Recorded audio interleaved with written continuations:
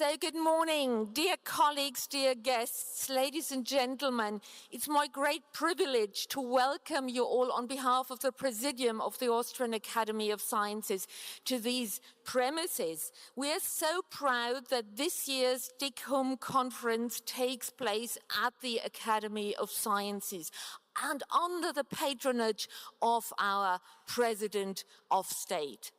So we are really proud to be at the venue for this event and a partner to DigHum for this event. And yes, personally, I'm also proud that I can count myself part of what is becoming a global DigHum family, if I may say so.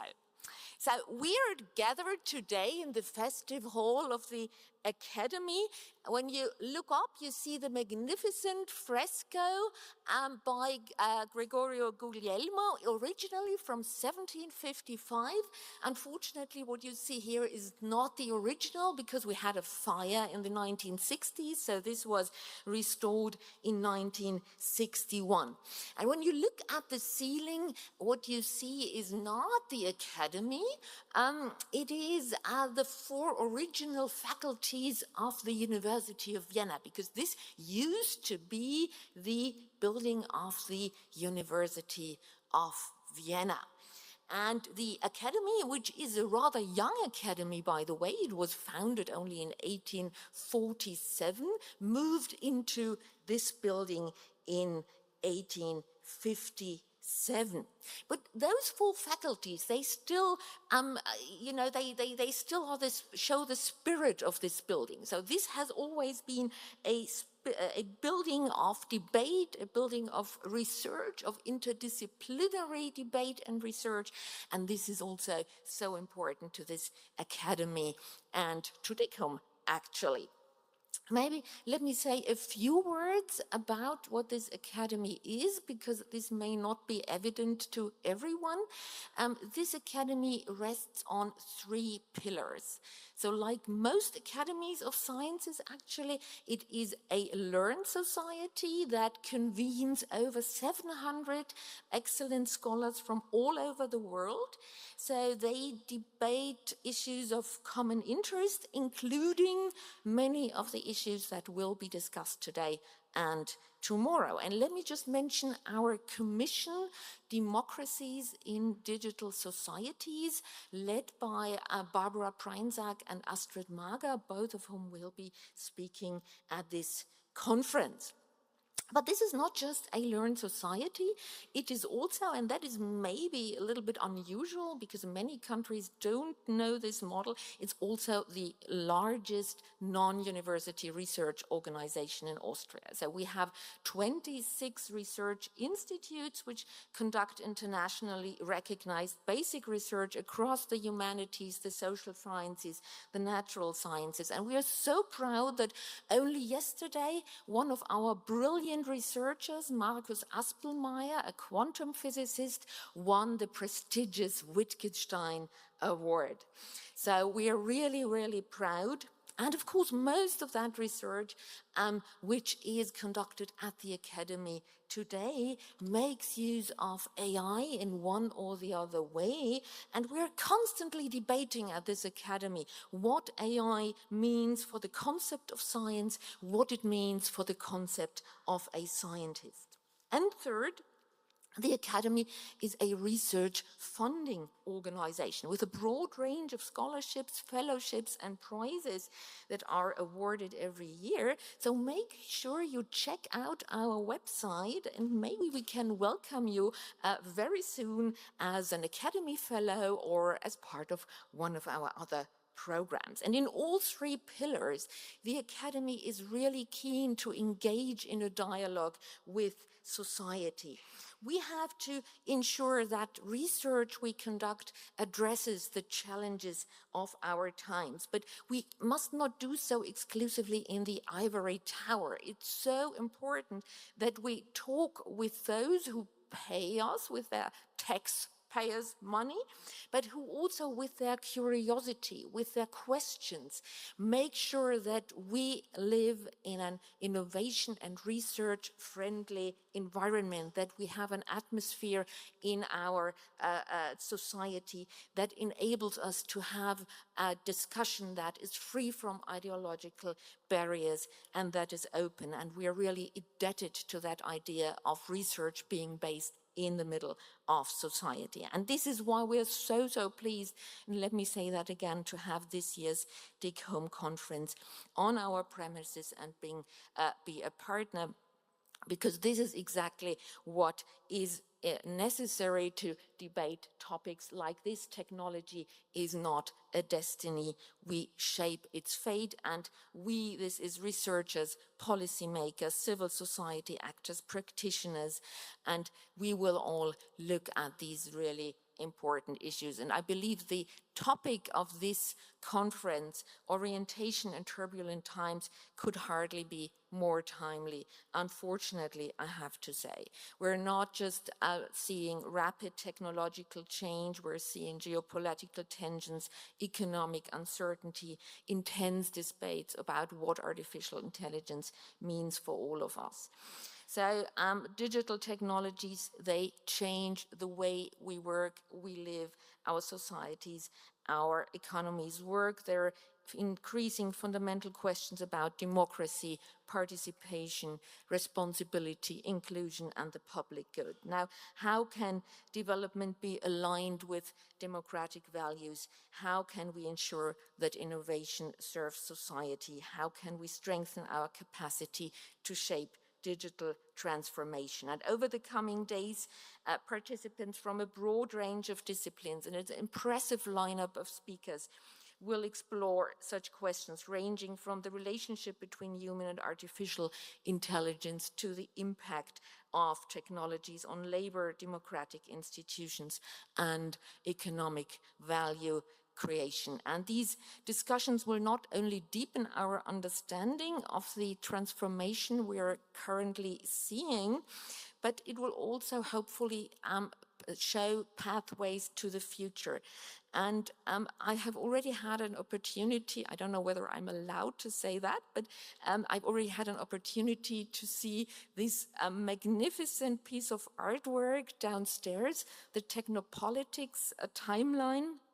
I'm really looking forward to seeing how that artwork will look like after the conference with all your contributions, because I think this is why we are all here. We want to have a digital future worth living for us humans and for all life on the planet. And for this reason, I'm particularly proud to have this conference here. I'm particularly grateful to the organizers for having made this conference possible, to the city of Vienna. Thank you very much for being here and for supporting this event.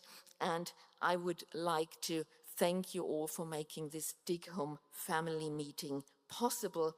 So with that, I would like to hand over to those who have in fact made this possible.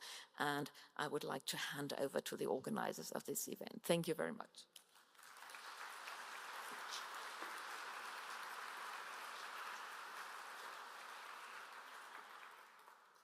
Many thanks, Christiane. It's fantastic not only to have someone who supports digital humanism with a building where everything you say is automatically true, but also with a lot of help. And also she summarized nearly everything I wanted to say, so that makes my life much easier. Welcome, everybody. We are really not only pleased, but proud that you are here, that so many speakers from all over the world really have joined us today and tomorrow for intense debates. My job is basically just to thank a few people, name a few people, point out some logistics, and that's it, because we don't want to go over time too much. All right, so just in case you didn't know, this conference is organized by the Association of Digital Humanism, which has been running for quite some time. It's the second time we have this conference. It is organized in partnership with the European Digital Humanism Initiative, EUDHIT, which is EU-funded, and of course the Austrian Academy of Sciences, and there's nothing to be added after Christiane Wendehorst's kind words. Now, I would also like to thank two sponsors in particular, and this is of course the city of Vienna and the WWTF, the Vienna Science and Technology Fund, who have been supporting us for quite some time now. In times of tightening budgets, this is not something that we take lightly. It is also an obligation to the best we can. But I think what's even more important, it demonstrates that the city of Vienna is really behind this. I mean, we have been discussing just now for what actually has happened over the past 7 years. And while 7 years may also seem a long time, it is actually quite short when you think in terms of political decision-making, supporting an initiative. So I think it's fair to say that the city of Vienna has enabled digital humanism here, but also spreading it all over the world with financial support. And this financial support, as we heard yesterday, is going to continue also in the form of a center. I would particularly like, because she's present, City Councillor Kau Passler, who opened the conference already yesterday, and she has really been, I can say, a true friend of digital humanism. And it's a great pleasure also to have you here today. I know that you also have an interest in this, which is really great, because I'm sure you have some other things to do as well. So welcome.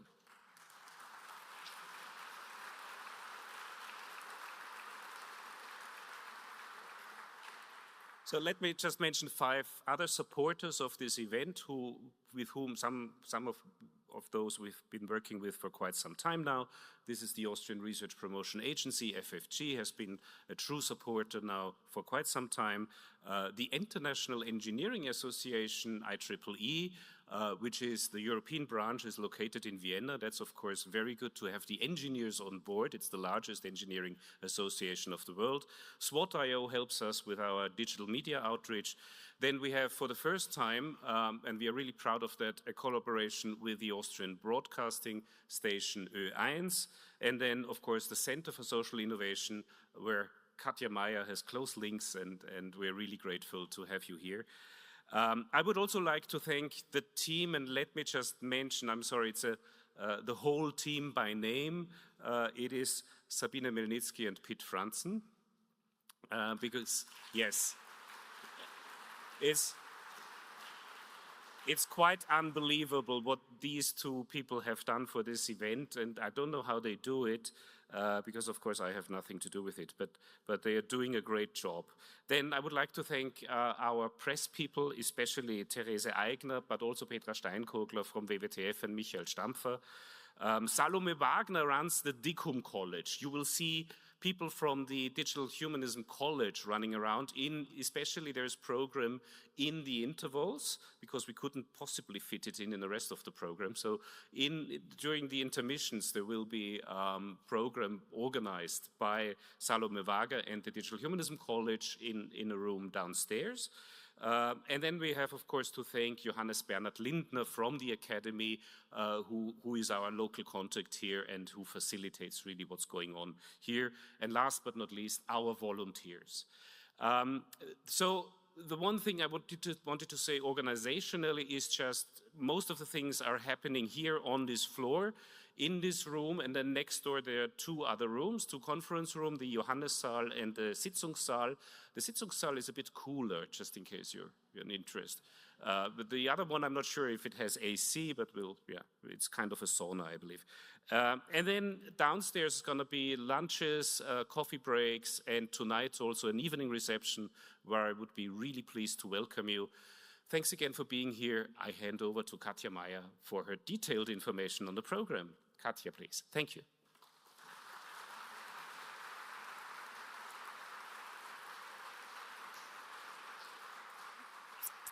Yeah, thank you very much for being here. For the sake of time, I will not give you a detailed information of the program. You will see in the next 2 days what we have put together. And as the chair of the program committee, I also want to say, first of all, how grateful I am that we were able to do this. And this would not have been possible without the work of the program committee, of course. And this is why I want to name and thank the program committee here as well.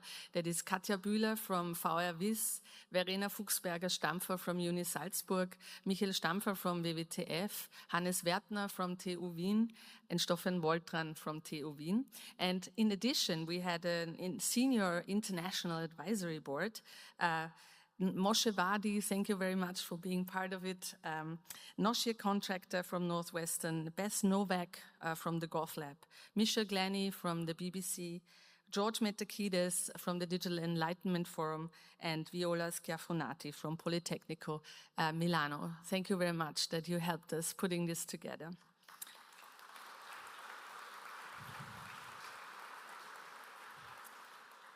What makes me especially happy about the program, that I will not give you any details about, is that it's not only about critique.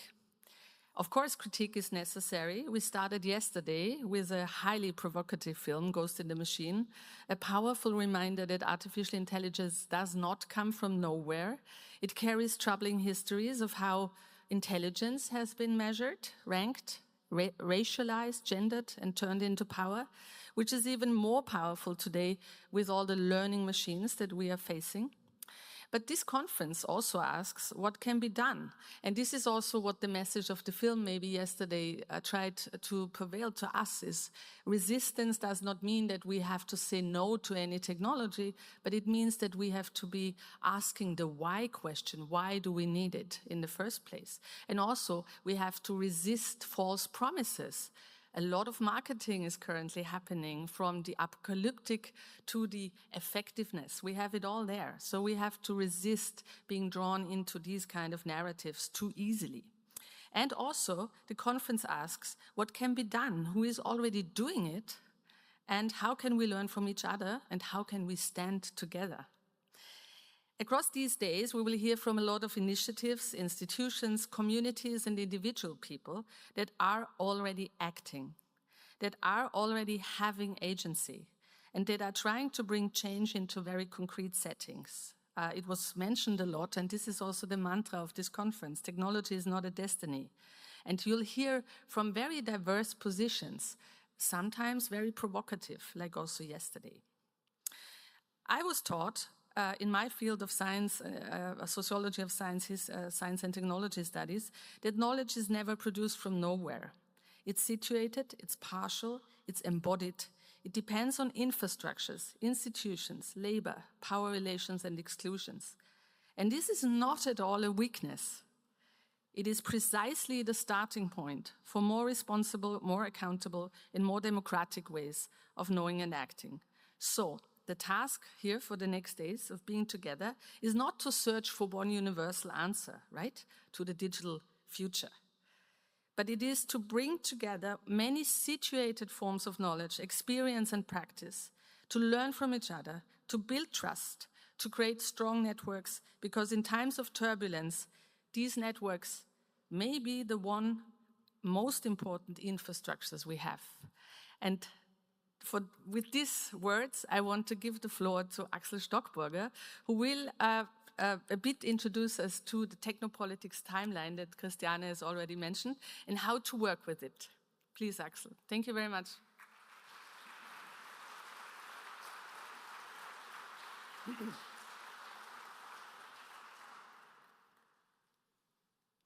Okay. Good morning, everyone. I'm really happy to be speaking here and would like to first thank the committee and in particular, of course, Katja Meyer for inviting Technopolitics to this conference. It's really an amazing chance to show the timeline here. I'm very happy to speak to you in the morning when everybody's still fresh. My name is Axel Stockburger. I'm an assistant professor, associate professor at the Academy of Fine Arts in Vienna, and I'm also setting up the cluster for the research cluster for digital cultures there at the moment. Yesterday, we saw, or some of us saw, the really amazing film by Valerie Wirch at Gartenbau, Ghost in the Machine. And it began with a citation that is often connected with Antonio Gramsci. The old world is dying, and the new world struggles to be born. Now is the time of monsters. Many of us have heard this. This has been used a lot lately. Notwithstanding the many discussions about where this actually comes from, whether it was Zizek or who actually who actually connected this to Gramsci. This is in a way what the Technopolitics Group, when it was founded back in 2009 by Armin Medosch and Brian Holmes, began to try to get a grip on. This kind of interregnum between techno-political paradigms or also economic paradigms. So technopolitics started in the aftermath of the 2007 financial crisis. And the aim was to try to understand what had happened, right? By starting a conversation that included artists, academics, from all kinds of disciplines, journalists, as well as activists. It was really important to speak with lots of different people. I will briefly read to you the current composition of the group because I'm speaking on behalf of them. This is Emma Dowling, Sylvia Eckermann, who's the artist responsible for the design of the amazing timeline, Volkmar Klein, artist and composer, Gerald Nestler, Felix Stalder, who is also speaking at the conference tomorrow, then Gerald Straub, and last but not least, Thomas Thaler. But also for the Timeline project, we had more than 50 different collaborators in different places. Now, I don't have a lot of time. I wish I had a bit more time to tell you what this is, because this has been running for a period of almost 10 years. But initially, the Timeline was conceived as a tool. It's not an artwork as such, because that was mentioned, but as a tool that would allow this group of different people to generate a kind of shared orientation, right? Which in a way chimes with the motto of this conference here, a shared orientation where you are kind of debating and finding out what are the shared important moments of orientation, inventions, artworks, texts, technopolitical events, and so on, that are deemed influential and important for the emergence of what we are currently living through, for the current situation. In a very arbitrary sense, we began in 1900 and just started collecting these kinds of entries. And we used it at by now, I think it's almost 10 different events where we invited collaborators to edit and change the timeline. So very important to us was the possibility. At times we were happy to be able to do that, to do this in places like Sao Paulo or Hong Kong, apart from European cities like Athens or Berlin or other places. Because we tried to also get a slightly different perspective on the normally very Western orientation. And just to give you a super brief idea of why we called this a timeline of the information society, many of us here, particularly who are working in this field, find this term a little bit cheesy potentially, and it is. It's a deliberately chosen sort of empty term that allowed us, because it's something that was discussed a lot in the 90s, basically, that allowed us to be a bit more free of an already organized direction. So I have to only say two more things, because I know my time is very short. It never intended to be fixed. It's not fixed, it changes. We are inviting everybody here to take part. You can add your own entries and edits on Post-its. Please do so. You have today and tomorrow, and we will take your edits into account, discuss them, and I hope they end up in the next version of the timeline. Thank you very much, and good conference.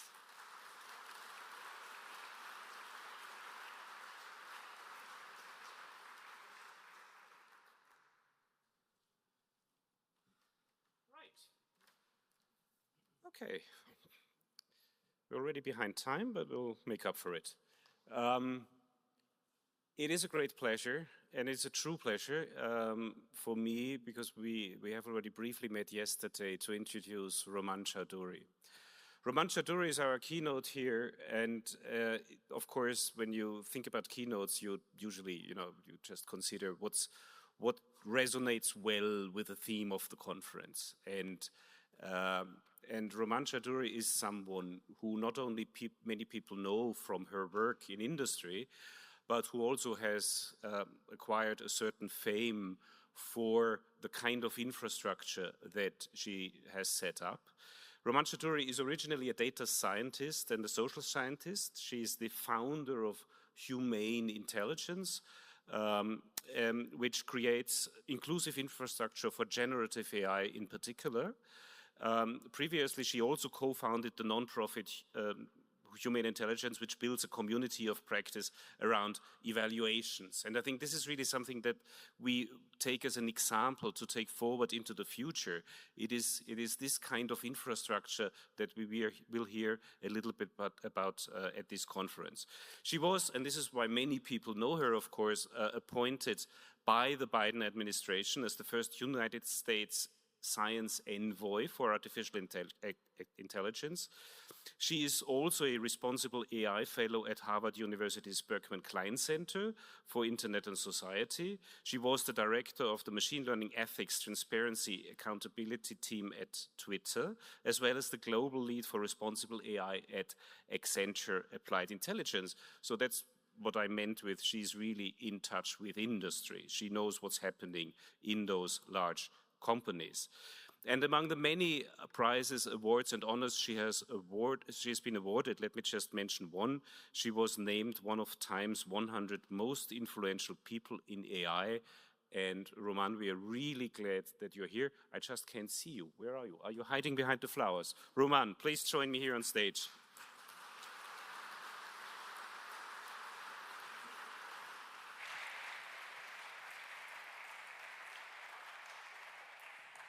I will slightly break the trend because as a not particularly big person, I tend to disappear behind podiums. So I will be over here a little bit.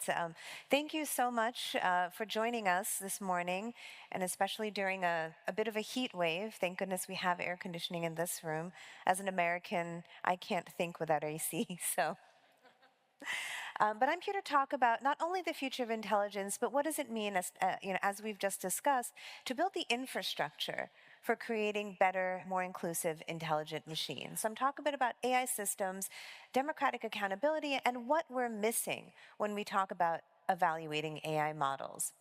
So in 2019, the Vienna Manifesto on Digital Humanism said that we must shape technologies in accordance with human values and needs instead of allowing technologies to shape humans. I think this is a universal belief, and it was articulated quite well in this manifesto. And this talk is about what does it mean to build the instruments of accountability? So how do we take that wish, that wants that is shared throughout the world through very different communities of people, and maybe sometimes articulated in many different ways, and make that a practice. So this manifesto, it calls for prediction accuracy, fairness, accountability, transparency, but a declaration of these values is not the method for achieving it. And often what we find is we are excellent at articulating what we want, but not necessarily defining the pathway to achieve that goal.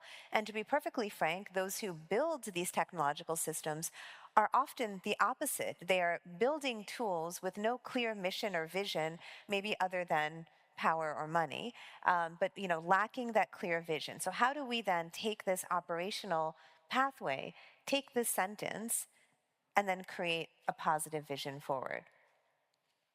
So we have the words, we don't have the tools. So what do each of these things in this manifesto mean? So first is the idea of fairness, and I'm going to talk a bit throughout this presentation of the various tools, methods, and ways we can engage communities in achieving these goals. Fairness has been a topic of conversation since the machine learning days of AI, narrow AI, early machine learning, and there are many statistical, mathematical ways we talk about fairness. But one of the most important ways we think about it is ensuring that we are bringing in a wide range of perspectives in running evaluations. So often you'll see, and this has been a very common refrain in a lot of technological developments, is to say, oh, our model is 97% accurate, or works for N% of people. But of course it is, minoritized groups are minoritized because they are not the majority. So what does it mean to then run evaluations for the groups that tend to be the least represented? Second is accountability, which from my perspective is arguably the most important thing we should be thinking about. What are the ways in which we can create an independent community of evaluators, make these sort of tools auditable, reproducible, and make sure that this information is open and accessible to critique and improvement? The third is transparency. As I mentioned, independent third-party testing. So you may or may not be aware, but essentially any time you see any performance indicators of how AI models perform in the real world, these are tests that are built and designed by tech companies or by people very closely linked to tech companies, then running their own evaluations and reporting out to us how great they are. It is as if all of the students going to this university were allowed to write their own exams, grade themselves on their own exams, and report their own grades. Not particularly effective. And finally, safety. So what are the ways in which we are measuring and defining what it means to create safe AI? Now, we were alluding a bit earlier to doomerism, etc. And for those of you who were at the movie yesterday, there are particular perceptions of what it means to create safe AI.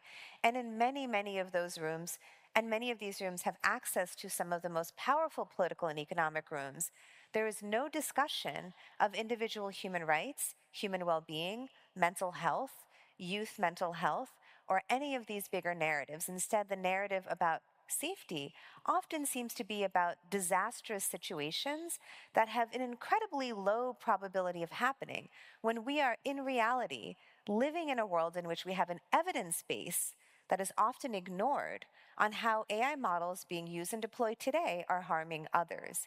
So how do we create the instruments so for those of us who are motivated and interested in improving AI models truly for the individual human, how can we be in those conversations, and how can we have the evidence base? And this is, as I've been alluding to, not a new conversation. This is a conversation that has existed for over a decade.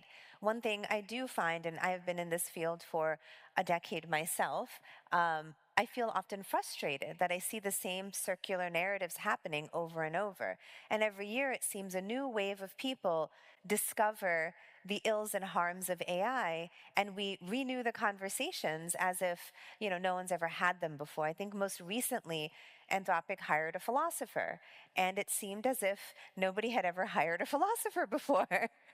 And the media constantly speculated on why would a tech company hire philosophers? Well, I asked them to go to places like Google DeepMind, where I've known philosophers who worked there for 15 to 20 years, right? So again, we're rediscovering problems that we should know. And just to walk through a timeline of how old some of these conversations are. Back in 2016, ProPublica later reported that there was an algorithm being used in prisons. What this algorithm would determine is whether or not a given prisoner would be allowed early parole, or they'd be allowed to be released early because of good behavior. Now, this algorithm determined that, and it is based on predicting someone's likelihood to commit a crime a second time. Now, looking at the construct of how this algorithm determined this output, it was very clear and very obvious that they were indexing on certain kinds of family backgrounds and upbringings that in the United States is more associated with poverty and people of color. Therefore, Black defendants were flagged nearly twice as much as white defendants as being likely to reoffend. And again, what was very interesting as a social scientist, and thanks to the work of Julia Engwin and ProPublica, America, they were able to file a court case and receive the information used to generate the output of this algorithm. It was a highly biased survey instrument. So this wasn't even about the AI model or any sort of mystical, foundational, artifact of an algorithm. It was how the data and the instrument was collected, because it was opaque, it was hidden, and there was not the right people writing these tools. In 2019, a healthcare resource algorithm allocated fewer resources to Black patients with an identical illness severity. And again, it was actually based on biased notes in the medical system. So doctors tend to undervalue the symptoms of people of color in the United States. And as a result, these algorithms that are produced, again, this veneer of objectivity that we feel comes with technology, led to, again, adverse outcomes. But remember, it was the fundamental human data that was flawed, not some sort of a magical algorithm. And on top of that, this magical algorithm cannot then go and fix the foundational ills of society. In 2018, my timeline ended up backwards, there was a hiring algorithm. It's rather infamous. Amazon tried to create a hiring algorithm to read through resumes, and it was so biased against women that all the resume had to have was some mention of being a woman, and it would be immediately deleted from review. This was because of, Silicon Valley's significant male bias. And again, you could be a woman who went to MIT and had a perfect GPA in computer science, and you happen to play on the women's lacrosse team, and your resume would be deleted. What I do like about this story, though, and often is ignored in the recounting of this narrative, is this algorithm actually did not really go public. Amazon's internal reviews caught this bias, and they decided to remove the algorithm. And that, in my opinion, is the correct thing to do. So we are unlikely to enter a world in which we have, quote, unbiased algorithms. I don't know what unbiased algorithms even means. What we can do, what we can aspire to, is having the right kinds of evaluation systems, so that in the case in which we have created a model that would be biased and harmful, it does not get deployed in this world. So often that Amazon example is used as a bad story about bad tech people. I see it a little bit differently. I see it as a bad outcome that was actually avoided because of people who took good action. And then in the last few years, we have seen large language models in healthcare, legal, and finance. And this year's Stanford AI Index reported about 223 documented AI incidents in last year, and that is a 56, my eyes are getting old, 56% increase from 2023. And this is from the AI incidents database, which collects the media stories around algorithmic incidents. So while not the most scientific tool of measuring, probably more of a reflection of the media focus on these kinds of things, it is interesting to note that it seems as if there were an increase in AI incidents happening. And also the nature of these incidents is quite stark. And I will say that the kind of adverse impact we are seeing is significantly higher. On one end, we have young people who are able to access these models in order to harm themselves or harm others. And there are now, I believe, 22 or 23 different lawsuits against various frontier model companies on behalf of the parents of these children who have either, again, harmed themselves or attempted to harm themselves. We also have significant amounts of financial fraud happening. So anybody who has, older parents, etc., just know that, anybody who is particularly vulnerable will be a target of a very, very realistic scam. And I have sat my parents down to talk to them to say, if somebody calls and it sounds like it's my voice, hang up and call me first, because this is the level of sophistication of the fraud that's being enabled by generative AI. And finally, and importantly, we have also seen significant financial fraud happening at major banks. So we had a bank in Hong Kong that was defrauded of millions of dollars because somebody spoofed the voice of a VP and actually authorize the release of funds. This is quite serious. So yes, we are talking about mass societal impact. We are talking about mental health. We are also talking about cognition. And the panel we're going to have later, we're going to deep dive into various work that a lot of us are doing on the future of intelligence and cognition. But I also want to highlight that all of these, for me, are interrelated into very, very real and implementable and visible impact on society. So when we talk about the future of cognition, it is not an abstraction for me. Where I translate it into the work I do, and I'm going to talk a little bit about it in a minute, is how can we take these better measurements of cognition and the impact of AI and human cognition and translate it into how we implement AI in the workforce or in schools? How do we put children in front of AI? But all of that goes back to good measurements. So in 1975, Goodhart's law said that when the measure becomes the target, it ceases to be a good measure. And yet Silicon Valley is absolutely full of people optimizing their value on a leaderboard. So what we often see and what we are lacking in the space today is independent evaluation. What we see are vendors or companies, frontier model companies, or anybody building tools on top of it, self-reporting how they are doing on benchmarks that other people have created. Now, there is a lot of literature on how benchmarks become saturated. In other words, once a benchmark is put out into the world, what we see is everybody just optimizes their model for the performance on that benchmark. So if a benchmark is created around, let's say, bias, everybody gets very good at answering those questions. What we have not addressed is the underlying issue of the potential bias. So what's happening is that people are constantly updating or trying to find new ways to shield or hide benchmarks. I'll also add that the construct of benchmarks is quite artificial.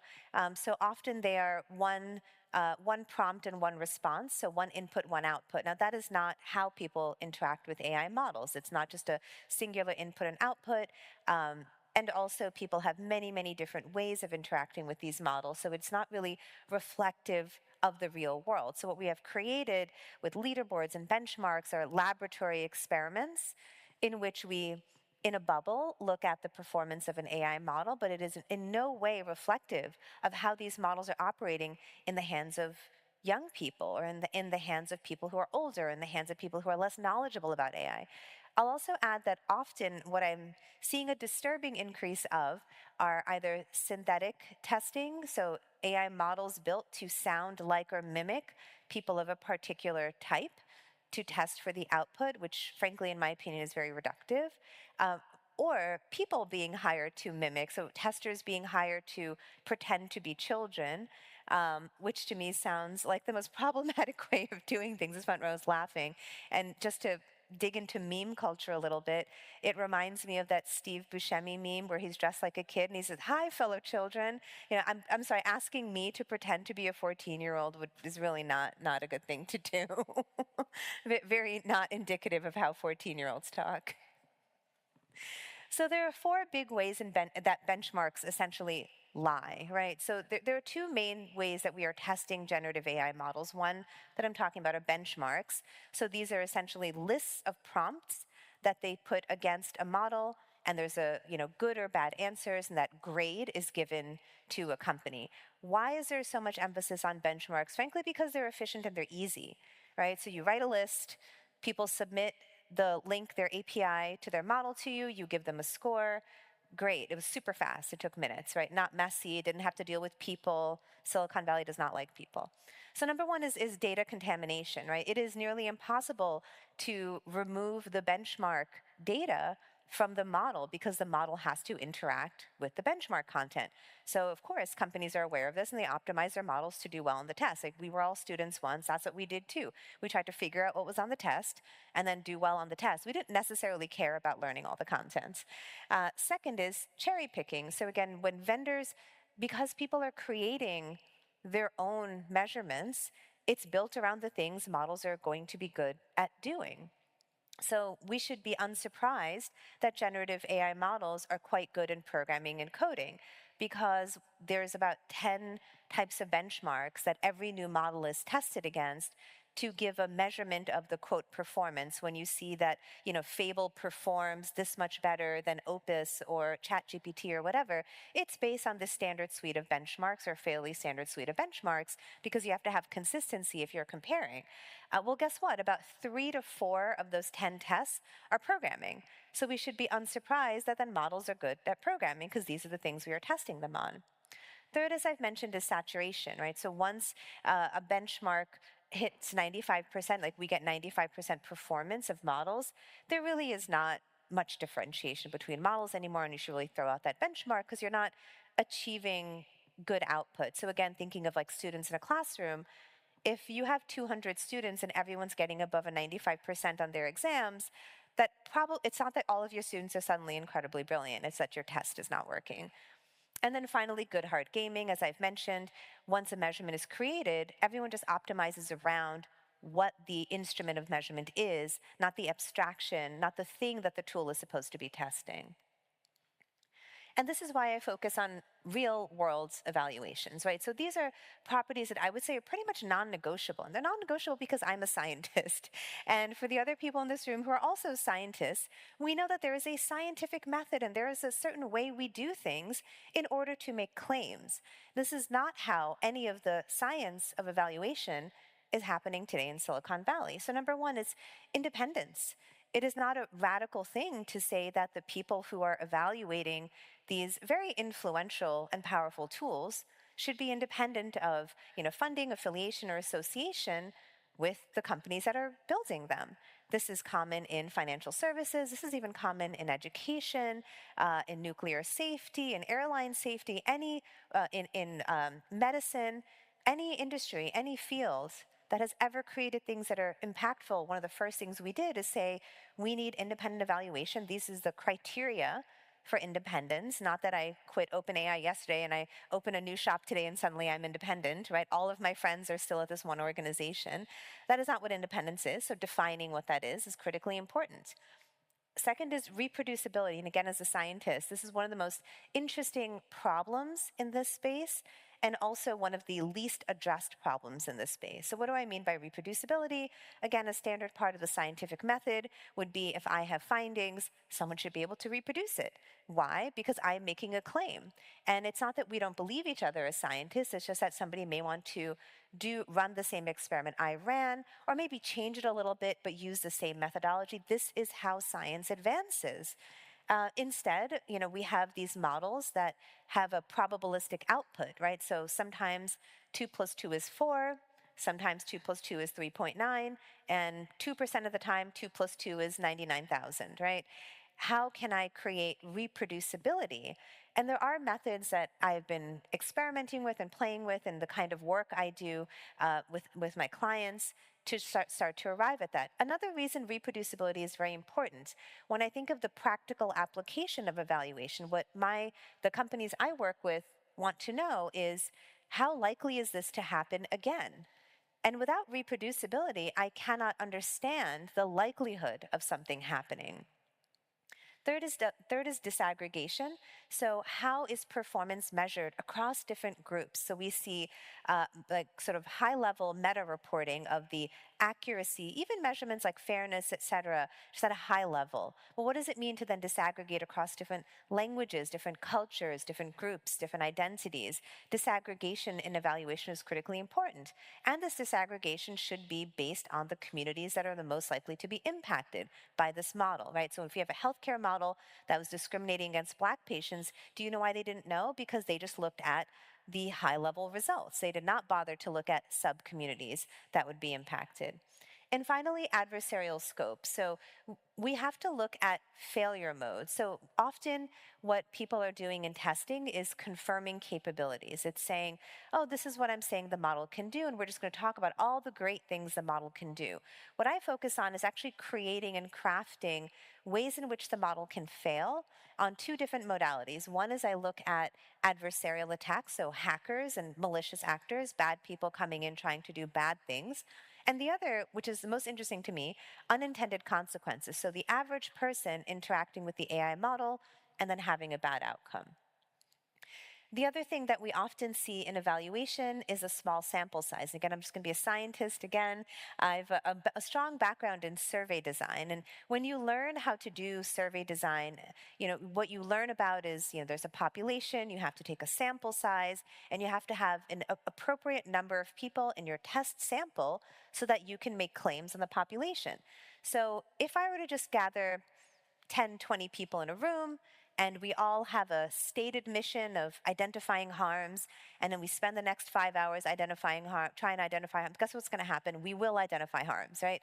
But how does that project and scale? We have not answered that question. So another way to think about it is, what is a statistically significant sample of evaluators? What is the smart way to build the pool of evaluators so that we're actually getting results that we can confidently say apply to a bigger community? So one thing I do urge the community of evaluation to do is move out of small group testing that often has a hypothesis in mind, and be a little bit more scientific about being open to the null hypothesis or alternative outputs, and also think through how these individual evaluation results can scale or apply to a bigger population.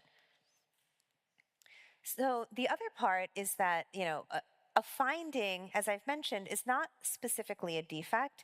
I'm going to talk a little bit more about what do I mean by reproducibility. So a finding is just something you observe once. So again, given the probabilistic nature of these models, the output of these models, what we can find is that if you interact with a model long enough, you can induce a failure.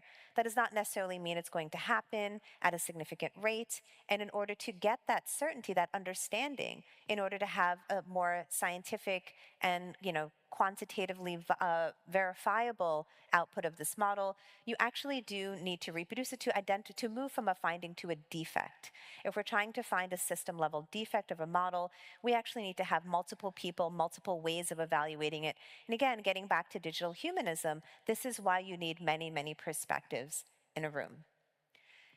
Second is these aggregate scores. So it conceals a disaggregated harm. Now, I'm just going to give you some numbers from an actual evaluation, that we performed.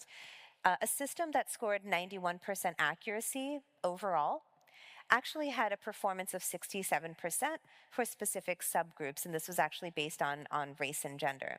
And that gap is not an edge case. That's often what we find, that the majority group, it's unsurprising that the majority group, the model performs well for them, because that would be the majority of the data that's in, that's sort of in the model. But then when you look at the subgroup performance, it's going to be quite low. And that's actually about the typical gap that we have found. So we've done evaluations with scientists, with teachers, with students, with people of particular demographic groups, linguistic, cultural, and social groups. And we do find this majority to minority gap to be about 20 to 30 percentage points. And again, this is why community evaluators are incredibly important. So engineers often share these demographic backgrounds and intuitions on film. This is one of the most interesting things to me. For those of us who work in tech, and I put myself in this category, we have a way of interacting with technology that is actually subconscious, because we have always been interested in these tools. We've worked with them for a very long time. We have a very natural way of interacting with it.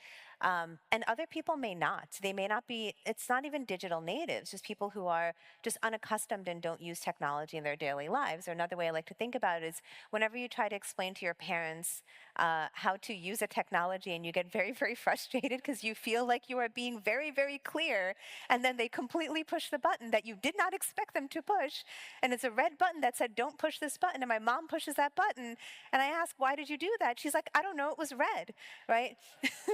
But then you think about it, because maybe you and I were so accustomed to interacting a particular way, to us it did not seem rational and logical. But to somebody who does not interact with these things, maybe the bright red button was the thing that attracted your eye, right? So in early days of design, when people were making these platforms, A/B testing of things like button color, shape, font, right? It was all designed around to learn a particular way of making things. But if we're now bringing in communities that really are unfamiliar with, or really just haven't worked with these AI models or technology in general, we have to understand how failure modes can happen for them. So this is not to say tech companies are bad or evil or shouldn't do testing. They should do testing. In fact, I work with a lot of tech companies that do testing. But their internal evaluators are able to find certain things. And one of the, things like technical edge cases and prompting. What are the ways in which you can fail if prompts are inadequately specified? This is where a lot of the adversarial attacks happen. And we don't do adversarial attacks with community members. We do adversarial attacks with cybersecurity experts, right? Because they know how to do these things. Standard benchmark performance, failures that would be understandable by a technical user. So you're a programmer and you can see the output of this is problematic. That all makes sense to me. But this is what community evaluators find. And this is the gap between generative AI as you see it in the media and generative AI as you see it in the real world. Community evaluators can find things like culturally inappropriate or harmful outputs. They can find failures in non-dominant languages and dialects. So we did an evaluation with the Singaporean government across 9 different countries in the ASEAN region on linguistic, cultural, and social biases. And what was very fascinating to me was not just how these testers tested the models, but also what counted as bias. I'll give you actually my favorite example of it because it actually ultimately had political repercussions. So we did this evaluation 2 years ago. And at that time, when we were constructing what the evaluation should be, we also made that inclusive. We did a series of workshops. And we asked the representatives of each country, what are the forms of cultural and social bias that are predominant, you would think are predominant in your society? It's very different in all cases. And the representatives from, I believe, Thailand, Indonesia, and Malaysia brought up age bias. So often at least in an American setting, when we think of age bias, we think of preferring young people and getting rid of older people. But actually in many Asian countries, it's the opposite. So young people feel that they are not given opportunities because there is such a culture of deference to people who are older. And it's to the detriment of their jobs, their careers, etc. And that was very, very interesting to me because if I were asked, again, as somebody who does this as a profession, it was a humbling moment to see my own biases. If I were asked to design an experiment on age bias, I would never have thought to design it that way. And I'm glad we created an inclusive way of doing it because I learned something new. But then fast forward to earlier this year, and last year, when there were protests from young people in Indonesia, Bangladesh, Malaysia, and guess what it's about? Lack of job opportunity, and saying things like, it's impossible to get a foothold into viable professions, and our unemployment rate for young people is so high because we have such a strong age bias. So it was interesting to see our experiment essentially manifesting in the real world in a very political way. And it wasn't even about AI. It was just about specifically this cultural bias that we did see, by the way, manifest in AI systems. So I want to talk through a few case studies. I've been talking a little bit abstractly about the kinds of things we ought to and should do, but I think it's very, very fascinating. I feel that I'm very privileged to have a job that is super interesting, intellectually interesting to me, and maybe it's also because I've studied social science, and what I love doing as a social scientist is taking these concepts that seem abstract and figuring out sensible ways to measure them, then reimagining ways to measure them, within the context of culture, society, and people. So one of the companies I've worked with is a major automotive manufacturer. It's a car company introducing AI into their cars. It's an AI assistant. And then internally at the vendor, it passed all their tests. They're ready to launch this product in, let's say in a few months. And their internal safety benchmarks are all passed, but they did, as I mentioned, performance benchmarks. So if I ask it to open the door, does it open the door? If I ask it to turn on the AC, does it turn on the AC? How does it do if I'm, speaking with an accent or if there's noise in the background? So they're like, oh yeah, our failure rate is less than 2%. Then I was brought in, and they wanted to then test things that are maybe a little bit more abstract. And what I loved about what they wanted to test is they wanted to test for distracted driving. So if I'm in the car and I'm driving and I'm interacting with this AI model, they wanted to make sure it wasn't going to cause people to get into accidents, which is again, as a social scientist, a very interesting manifestation of what I call human factors testing, right? So at the intersection of a person and an AI and a societal system, in other words, a person driving a car in the real world with AI in the background, what are the failure modes that might happen? So for me, this is like my dream. So you take this idea of distracted driving, which is a concept, And that's all they told me. So I had to figure out, how do I measure distracted driving in an interaction? What are the ways, what are the modalities in which somebody might be distracted? Well, what I'm not doing is sticking somebody in a car and having them drive until they get distracted. That's not a good way to do a test. We cannot harm people in doing our measurements. So we actually sat and created measurements and different rubrics and then designed scenarios around inducing the kinds of things that might distract people on the road. We also did measurements around safety. Let's say you're asking for the closest rest stop or gas station and it's 11 o'clock at night. Does it take you to somewhere safe, or is this place isolated? These are not things an AI model understands. It would just optimize to find the place literally geographically closest to you. It would not necessarily optimize to maybe find something in a slightly more populated area or things like that, right? And so it's very fascinating to do these kinds of tests. And again, to me, these are the most interesting problems to solve because we're now taking this model and modeling the real world. So what changed is we actually identified ways in which the model would lead to bad outcomes for regular people driving these cars and improved how the model will work in the real world. Another case study is we worked on an AI tutoring system. Now, AI in education has, since the time we've done this, probably become the biggest conversation, at least in America. And what is the intersection of young people and AI, whether it's social media algorithms, generative AI, or AI in schools, is the hot topic of conversation. What I often find in these conversations is we are led by emotion, which is completely understandable because we're very concerned. If you have children or if you are in contact with children, we're very concerned about the future the world holds. As a scientist, I would say, yes, but we need to measure and create good measurements for these words we are using. People say things like over-reliance, cognitive offloading, critical thinking gap, without actually having good scientific evaluation. And sometimes for me, it reminds me of when I was little and my mom would say, you're watching too much TV. This idea of too much is always calibrated on more than me, right? And again, just to humble all of ourselves, we are not the paragons of what should and shouldn't be done, and we shouldn't assess other people's use of anything based on how we use it. But I do find these terms interesting. If we say people are over-reliant on technology, well, that means we have to have a measurement of the appropriate amount of reliance, which then also means there could be a phenomenon as under-reliance. And I think that would be interesting to study as well. So all of these seemingly abstract ideas are now becoming very, very real in the real world.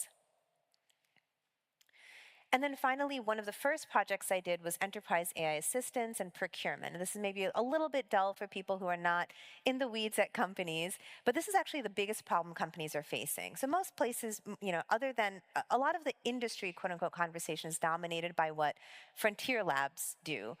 Actually, most of the companies I work with are not frontier companies. They're building on top of what OpenAI and Anthropic, et cetera, have built. And these are the things that will impact your lives the most. These are banks, these are airlines, these are public sector companies, these are governments. These are the places you should be thinking about the most, not like, what did Dario Amodei say to the Pope yesterday, right? It's actually more important to know what the CEO of a company that maybe where your pension is, you should actually care more what they're doing with AI. And this is the biggest problem they're facing. They're procuring AI from vendors. These companies are coming to them and they're saying, oh, we have optimization tools for your hiring. We have optimization tools for your salespeople, for your internal HR, for employee performance, for whatever it is you do, identifying patient issues for doctors. And they're making all these claims to say, oh, it drives this much efficiency. And what I often find is the narrative is about efficiency, speed, and production. What the narrative is never about is quality. So independent evaluation can bring you that, right? So you can then define what does it mean to have a good output. It's not just a faster output.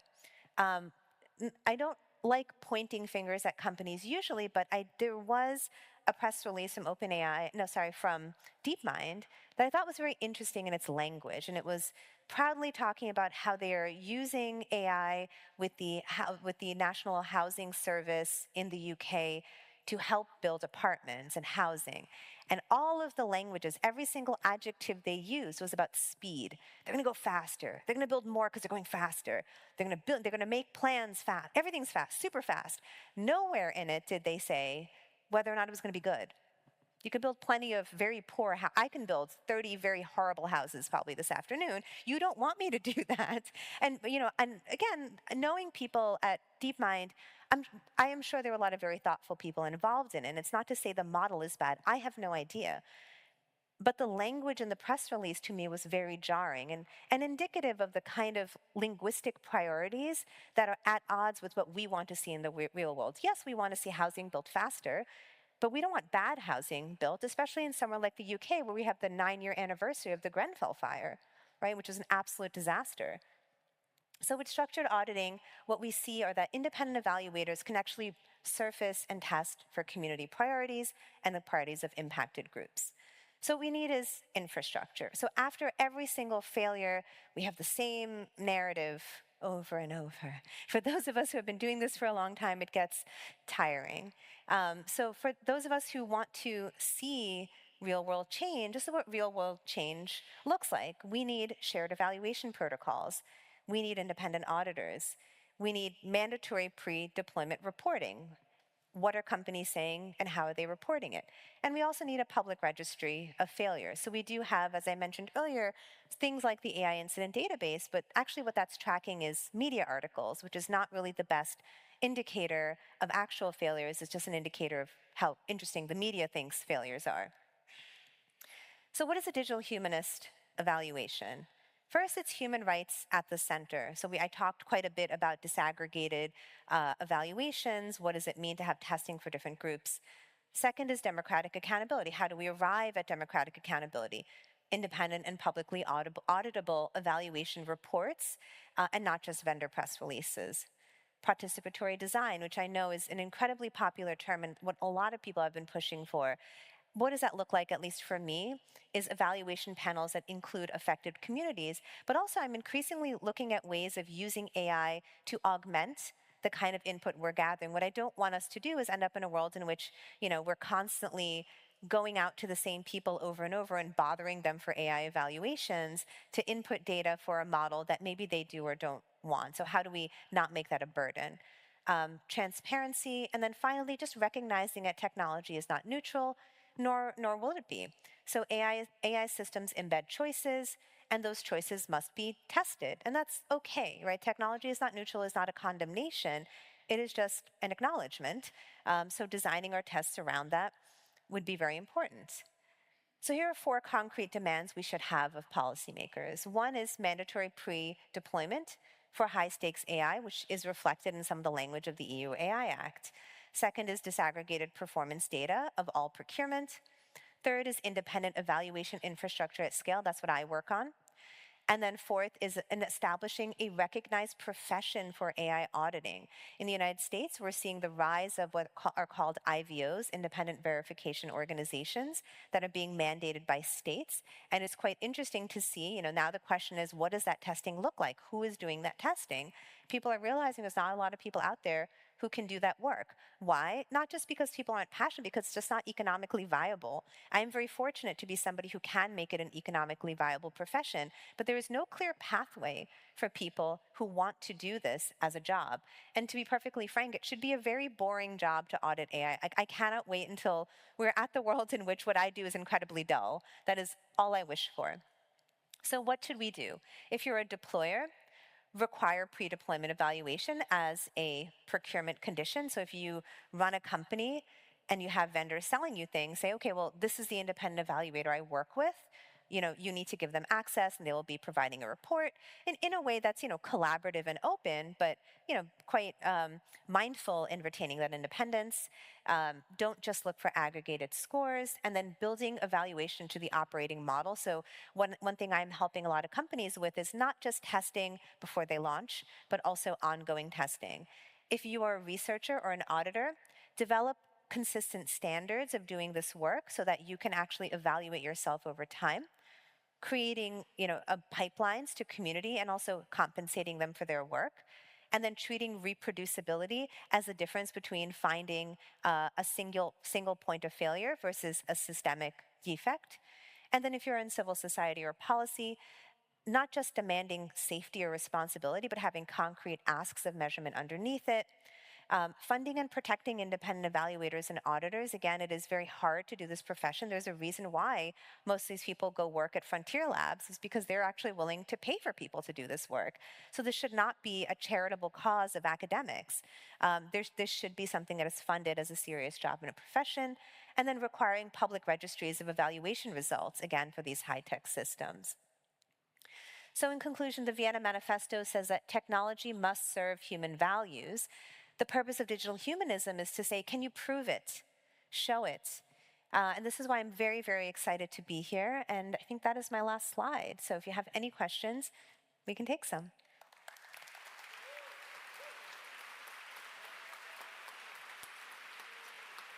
Yeah.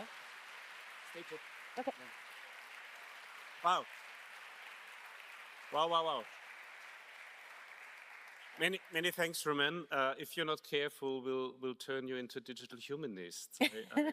We are humbled by your references, and secondly, also humbled by, if you don't mind me saying, some of the things would appear to be kind of straightforward, but people have... One would think. Yes, one would think. Thank you very much. There is a few hands up, and I'm wondering if we have a microphone. I think, yes, there is a runner with a microphone. I think there was one. Was it Moshe? Unsurprisingly, yes, Moshe. Oh, we have a microphone coming to you, so, yeah. You're a political... It's on. Just... You're a political scientist. What are the political levers we need to move? Yes. To get to this world? First of all, I will say, Mr. I am such a big fan of your work. I'm humbled that you're asking me a question. So I'm just going to start with that. I'm glad that you've brought up geopolitics in this. So I think there's a few things that, if I were to look back, I wish we would have done differently globally and geopolitically. And then to your question of the levers to pull.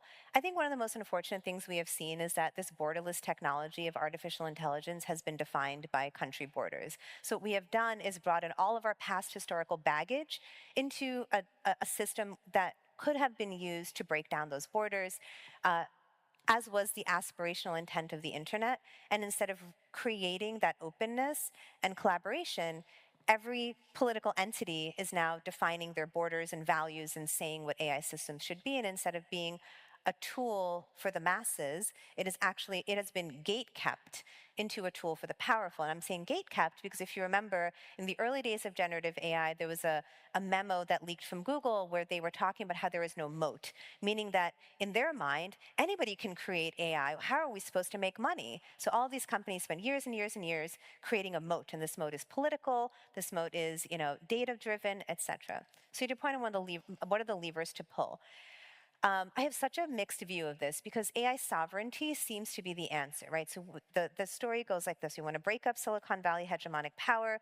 We do so by everybody creating their own AI models based on your own data and your own infrastructure, which sounds like a very beautiful story. However, it is only in the United States that private entities are able to raise money to make their own companies, right? In every other part of the world, the government is what is building it. So what that means is in India, it's Narendra Modi's government, and in Singapore it's their government, and in the EU it's going to be the EU's government. So the locus of power just sort of shifted from Silicon Valley tech bros to your political leaders, right? So I don't know if that's necessarily better. It might just be different. So what are the levers to pull? I think one of the best ones actually is regulation and accountability. Again, this is why I just advocate for independence, and specifically in evaluation. I actually think the most powerful position to be in is not the one building the technology, but the one defining whether or not the technology works, which is why I push so hard for evaluation. I don't think people realize how it is truly the powerful profession to be in. I think that's the lever to pull. And this is why I have the recommendations I have. So if we actually create mandated standards around who is an evaluator, what does it mean to have a viable evaluation, standards of reporting, et cetera, I do think these are the levers to pull. The problem has become that all of these incredibly powerful prime ministers, et cetera, have recognized AI as a tool of power, and they're all pulling it in. We're seeing the G7 summit. I'm not overly optimistic looking at these rooms. And frankly, I'm in some of these rooms, and I'm not optimistic when I sit in them. So I don't think there's a ton of levers to pull in the most powerful rooms. I do think the best levers to pull are at the community, university, and independent evaluator level. I think in the United States that the mood has shifted.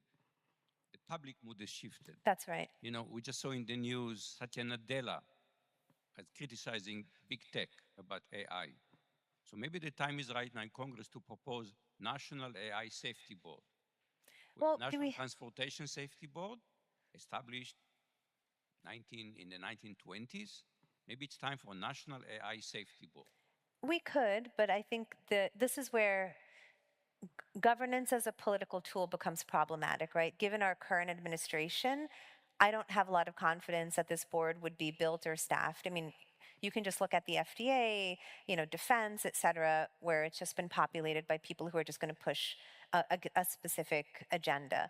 So while I would, in theory, agree with you, in practice, I don't know what it would look like. And this is why, while it is important to have government regulation, government is not, we have assumptions on government being net democratic and net good that maybe do not always hold true. And to your point, Professor Vardy, what we are seeing is this big disconnect between what the federal government is talking about and what average people are asking for, right? So it was only in the last few weeks has the Trump administration changed their perspective to say we need evaluations, because even as early as December of last year, he was trying to push legislation to say that any state trying to regulate AI would be punished by the federal government. So he wanted no regulation whatsoever, which for the party of states' rights, in the country of states' rights, is a rather bold overreach of power. But I appreciate the sentiment. The other, let's pretend this is a different administration. The other argument I've made before is actually AI is implemented in verticals, not that's not true. The United States regulates on verticals, not horizontal. So you can pass a privacy law in the EU. This is why we don't have comprehensive privacy and security law in the United States. So we tend to regulate based on verticals. We will have, as you mentioned, transportation safety, health safety, airline safety, et cetera. AI is a horizontal tool. So what happens politically, again, even in, let's say we're in the best regime possible, we still have political actors and players. If you try to create a horizontal board, the Health and Human Services would say, no, we regulate AI and health, and transportation would say, we regulate transportation and AI, because I've seen some of these conversations. So structurally, the United States is not well built for horizontal regulation. Thank you very much. There is another question there was two questions over here. Second row and then first row. And then I did see the lady in the back. Maybe if we can keep the answers a little bit shorter. Sorry. All right. It's all right. Thank you very much. Many of the examples, it appears to me that they were coming primarily from the outcomes, that what's actually produced. Whereas if we were to look at that much more from a systemic perspective, understanding the actual sources and understanding also what we consider truth to be today may not be truth tomorrow. To what degree do we have models that allow for traceability, performing some sort of validation loop much earlier in the process, not waiting until it actually takes place? Thank you. Great question. So, and this is why I think a lot of people in my profession are really attracted to working at frontier model companies.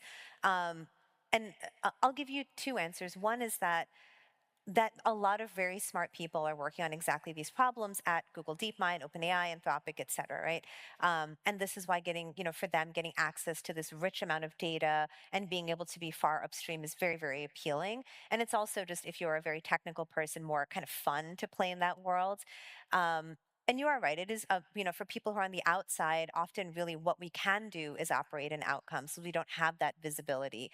There is a new sort of narrative arc or focus on traceability, explainability, et cetera. My cynical take is actually the second time I've seen this arc happen. I see Professor Joanna Bryson in the room. Hello, Joanna. And I know we've had this conversation before that we get very excited about wouldn't it be great if just all the models are explainable? But I think Joanna would say this as well, absent systems of accountability, who cares about explainability, right? Because we're all looped into these systems. Another way I say it is, if Google or whatever were to come out tomorrow and say, by the way, we sell all your data to every broker who will buy it, and anything you do, we're tracking and tracing. There you go, fully explained. What are we going to do about it, right? So we have to be able to take action. So I think for those of us who have decided to sit on the outside, given that the information we have, we can design around outcomes or predicting outcomes, we try to create systems of accountability and action so people can do something about the information. Thank you. Michel. Two questions. One is a yes or no question. The AI Act comes originally from product safety. So have people in Brussels already talked to you about working with them? That's my first question. And the second is we have in Austria a very vibrant evaluation community, working a lot on public interventions, on programs, policies, and so on. And we have a core of quantitative methods and then a lot of method developments also to see, and that relates also, I think, to your questions, to see the outcome, indirect outcomes, broader impacts, policy impacts of technological interventions. So how far do you go methodologically? This would provoke a long answer, but no. So the first question is, answer the first question is sort of, and you're right, the AI Act is written about product testing, which actually I think is quite limiting because then it tends to focus on capability and the most narrow definition of assurance rather than kind of this broader definition. To the second, one of the speakers at the summit is Clara Neppel of IEEE, who is Austria based, and in terms of engaging with communities that would actually be able to go put this into practice, she'd be an amazing person to interact with and work with, and I'm sure she has, with these various communities of evaluation. So how far do you go methodologically? Maybe that will end up being quite a long answer, and we can chat, because I know there are a few other hands, but happy to chat with you afterwards. Because there's been one lady in the back, which I'm going to take, and Joanna, if she promises to be short, and that's going to be the last one. The lady in the back, yes.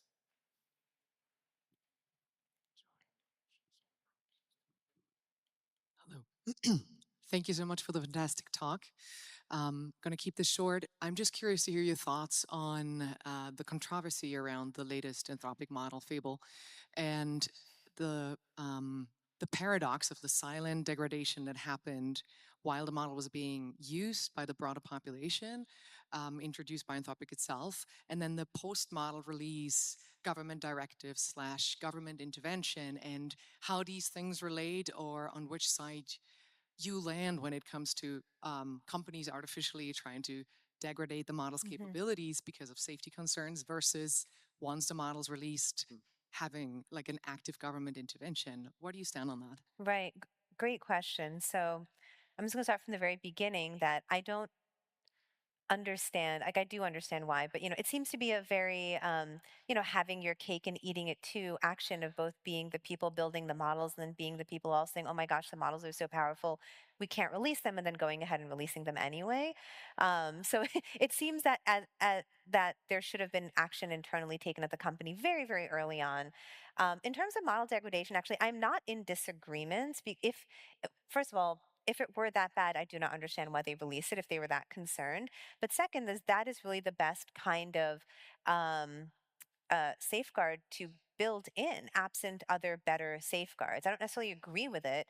I understand why they did it.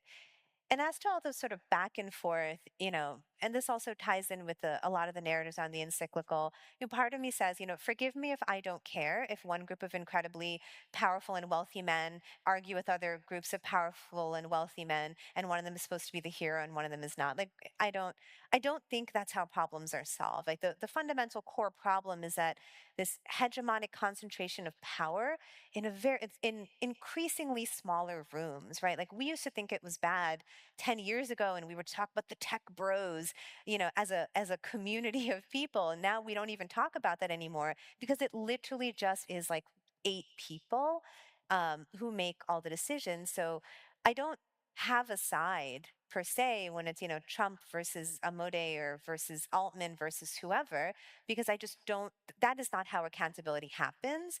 And even if Dario Amode were my best friend or something, and I knew, I don't know what he thinks or what he believes. Even if he does strongly believe this, I don't think that's how change happens, right? Like, I would not want to be the person who is fighting on behalf of all of humanity. That's not how this should work. So my issue is more with the fundamental construct of it, where we've narrowed down the actors and players to like 5 people, and they bicker within each other, and we all have to pick sides of who the good guy is and the bad guy is. That is a construct that I reject. Thank you very much. Final question, Joanna, who is also a speaker in the afternoon. Great, thanks. I loved that previous question, and I think it's so important, and I'd love to talk about that if that speaker wants to come back to me. But one thing you didn't quite mention on that was also this whole thing of the IPO Yes. coming up, and we will be talking about the geopolitics, because we have to remember Twitter was the best political communication machine we've ever seen, and they couldn't defend themselves because they didn't have enough money, and that's insane. That is so messed up. But that my question was actually back to the boring, but I think it's important to the context here about how we control your criticism of the AI Act. So I would have thought, so I was one of the people in Brussels talking about championing other people's idea of using product liability. And the whole point, I don't see why it couldn't capture what you were talking about before, because the whole point is that becomes due diligence. When you do these talks and you publish these papers, then if they aren't doing due diligence, we can use product liability on them.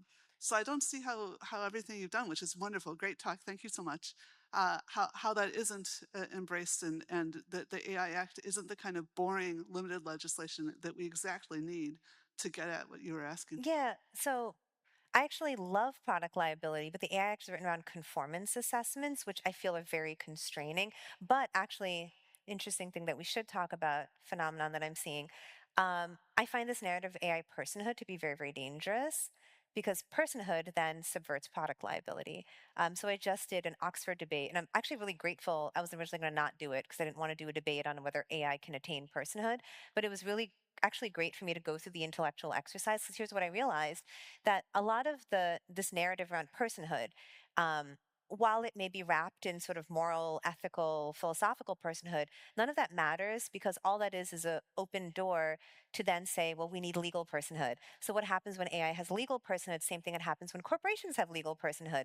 Now you can't do product liability anymore. So right now, all the lawsuits against, let's say, OpenAI or Character AI about manipulating children, what they can do under a product liability construct, which I agree is actually a really good way to do it, is say, what are your product decisions, what's your data, etc. Now, if AI is a person, a legal entity, you can't do that anymore, right? Because then you say, well, it has legal personhood, so you cannot interrogate it in the same way. And then, all of the builders of the technology can then say, well, this is the entity you sue, not me, Sam Altman or whoever, because again, it has achieved personhood. So yes, and keep your eye on AI personhood, and we should absolutely talk about that. I wrote a 2017 paper that they're all citing for these legislation on that. I am surprised that you did. But there's an amazing book that just came out, and I'm terrible with names, so I will put it on Blue Sky, and if people want to find it on the DigHum tag, I'll put the book up. There's a beautiful book about what you just said that just came out. Thank you. I'm so glad, because I'm not a lawyer. Excellent. Let's thank Rumman again. Thank you very much. Thank you. Thank you so much.